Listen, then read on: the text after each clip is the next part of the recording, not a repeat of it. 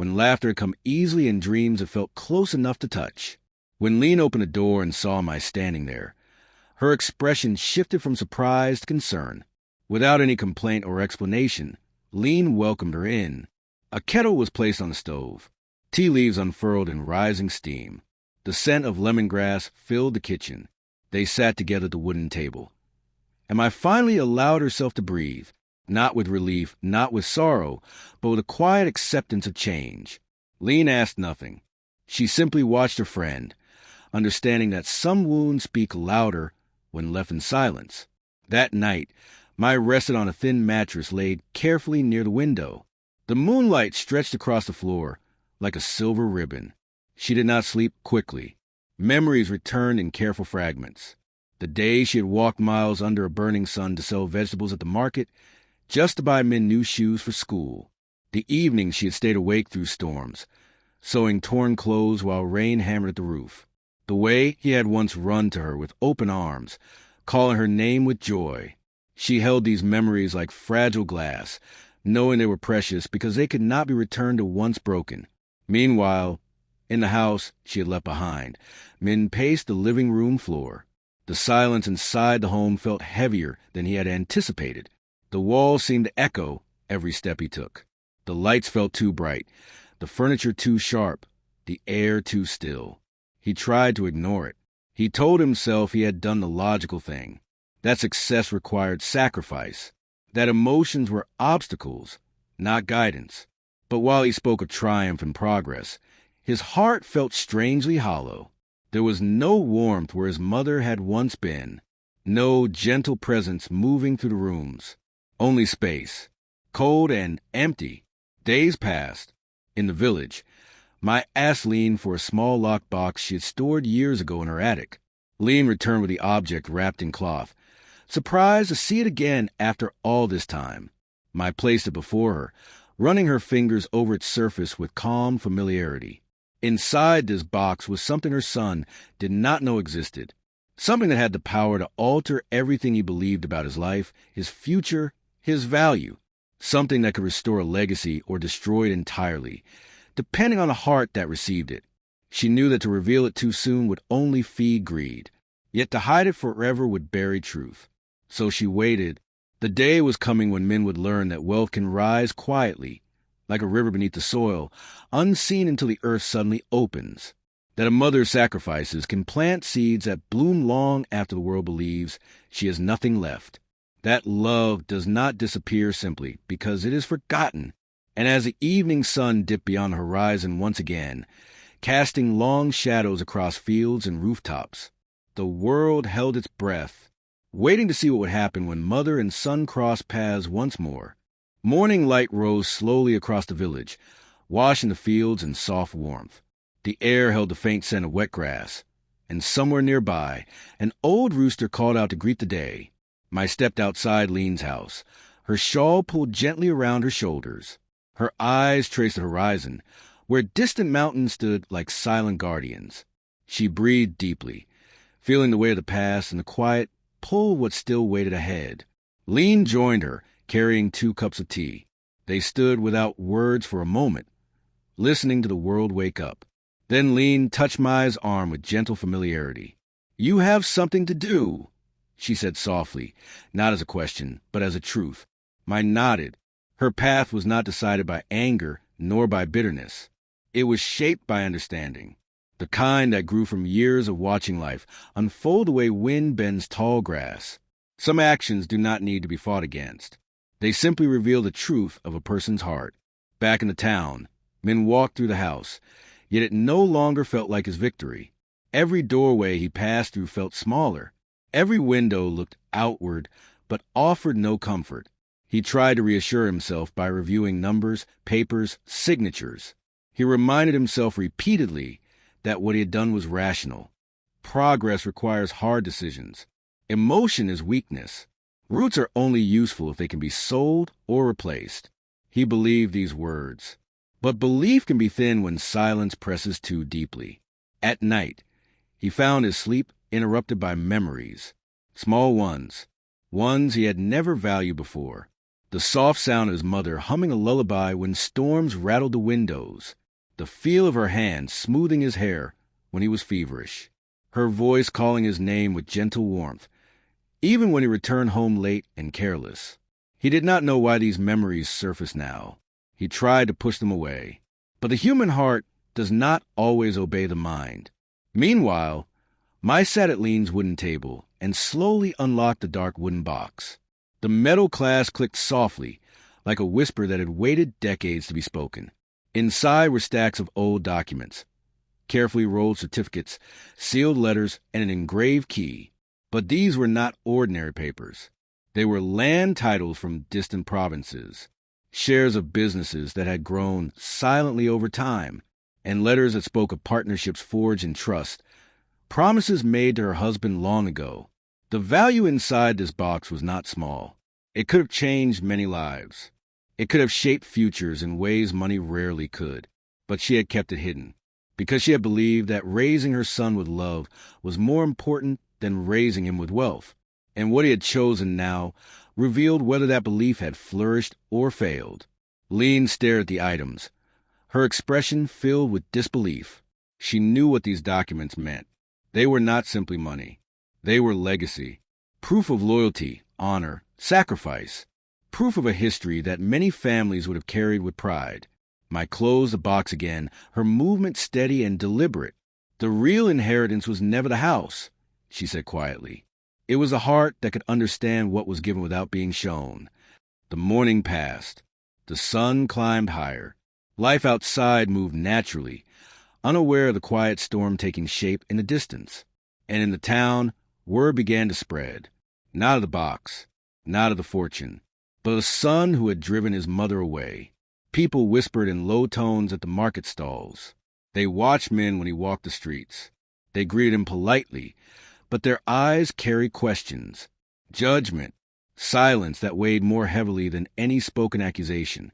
Men felt it. He tried to keep his chin lifted, his stride firm, yet doubt crept in like water through narrow cracks. One afternoon, he found himself standing before his mother's door, not because he planned to apologize, not because he felt guilt, but because something inside him had begun to ache. He raised his hand to knock, but he stopped because in that same moment, Ma was preparing to leave the village with the sealed wooden box, heading toward a place only she and Lean knew, a place tied to memory, to promise, to the final truth of what she had protected her entire life. The path between them was beginning to shift, their fates drawing closer. Even as they moved in opposite directions, the air felt still, as if the world itself was waiting for the moment when their eyes would meet again.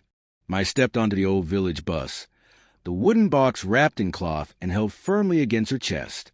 The bus rattled gently as it moved, passing green rice fields and narrow streams that shone beneath the sunlight. Her gaze stayed forward, calm and unwavering. There was no fear in her eyes, only purpose. This journey was not an escape. It was a return to something long waiting. Lean watched from the roadside until the bus disappeared into the distance. She stood for a long time, hands clasped together, knowing that what was unfolding had roots far deeper than most would ever see.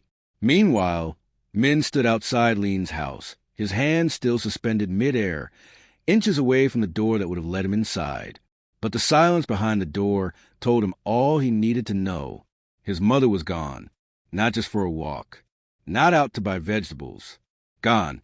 A strange heaviness filled his chest. He lowered his hands slowly, as though the very motion required effort. There was no one to call, because he did not know where she would go. He had never cared enough to notice the paths she took when she walked. He had never paid attention to the places she visited, the friends she kept, the stories she cherished. He realized that he did not know his mother at all. The realization settled inside him like a quiet wound, deep and unseen. He walked back through the town, his steps slow, his thoughts tangled. People watched him again, but this time their eyes carried something new, not simply judgment. Pity. And pity was heavier than any insult. The house greeted him with stillness when he returned. The air felt untouched, as if it refused to belong to him. He sat down and stared at the framed photograph on the shelf, the one of him as a child in his mother's arms. Her smile was bright, her eyes filled with life. He reached out and traced her face with his fingertips. He remembered something then. Something small. A day from long ago. He had fallen and scraped his knee on the stone road outside the house. He had cried, loudly, without restraint. His mother had run to him, knelt in the dirt, and gathered him into her arms. She had held him so close, so tightly, that he felt as if nothing in the world could ever harm him again. Her words from that day came back to him now, clearer than they had been in years. "As long as you return to me, I will always have a place for you." He closed his eyes. The memory pressed into him like a stone beneath the heart. Far away, I stepped off the bus near a quiet countryside temple. Tall bamboo trees swayed in the wind. The temple bell sounded softly, echoing across the valley with deep resonance.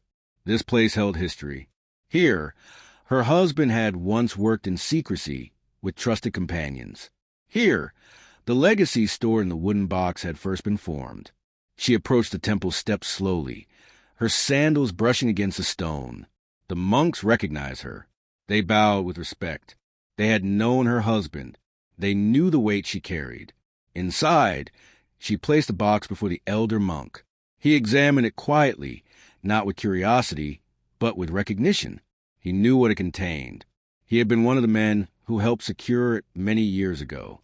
He understood that this was not merely wealth, but a test of character and heart. "Are you ready to decide?" he asked her gently. Mai did not answer immediately. Her eyes softened. She thought of Min, his laughter as a child, his determination as a young man, the shadow that had grown in him over time.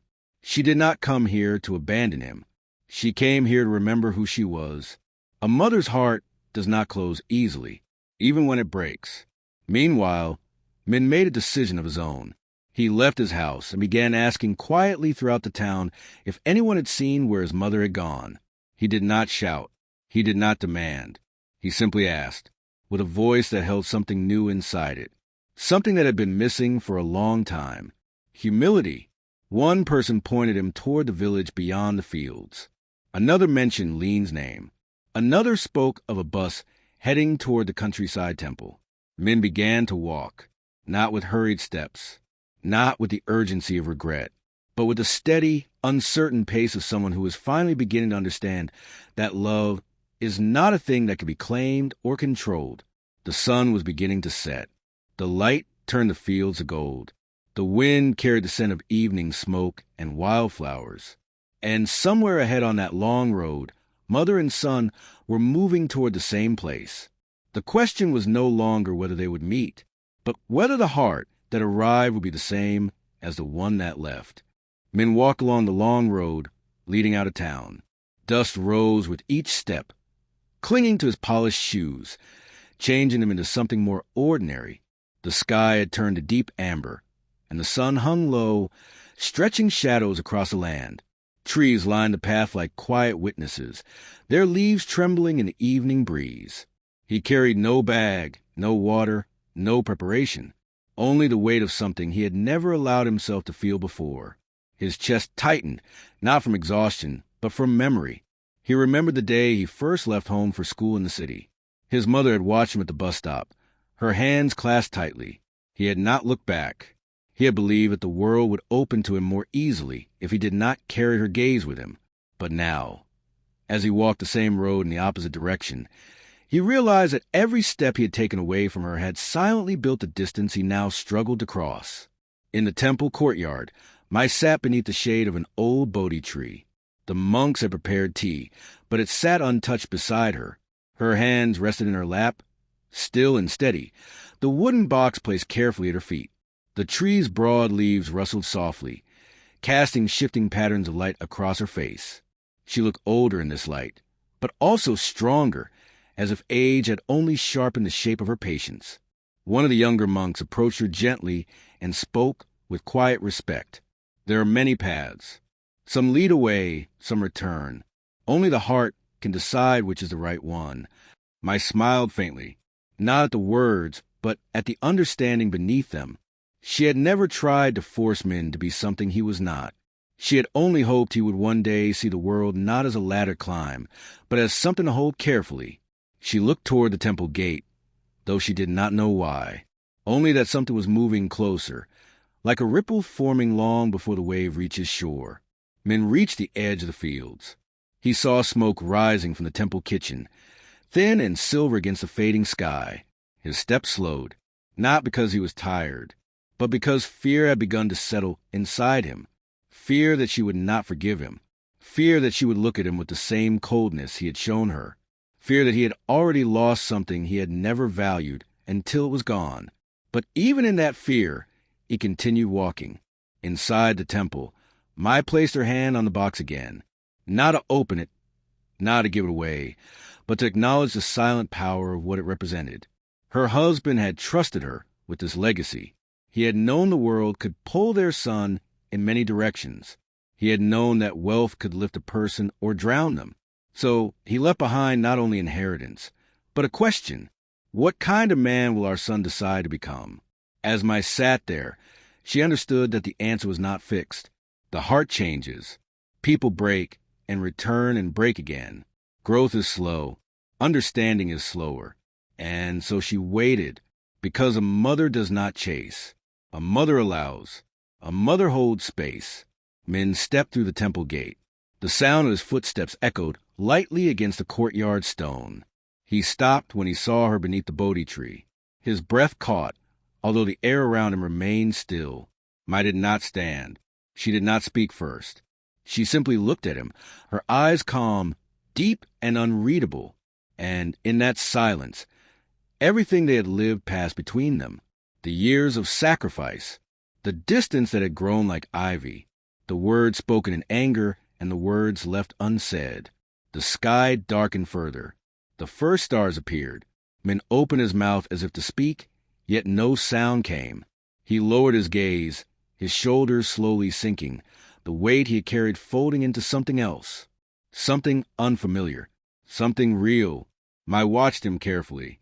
She could sense that this moment was important, not because of apology, not because of forgiveness, but because this was the moment where a son stands not as a child, nor a man hungry for gain, but as someone who finally sees his own reflection for what it has become.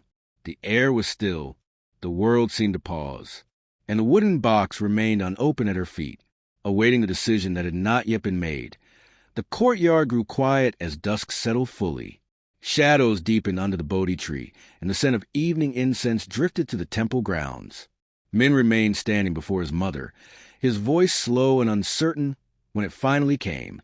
"Mother," he said, each word heavy with the weight of everything he had never spoken, "I did not understand. I thought I was building a life. I did not see what I was breaking." Mai listened. Her expression remained soft, yet strong, like a lantern glowing steadily in darkness. She did not interrupt.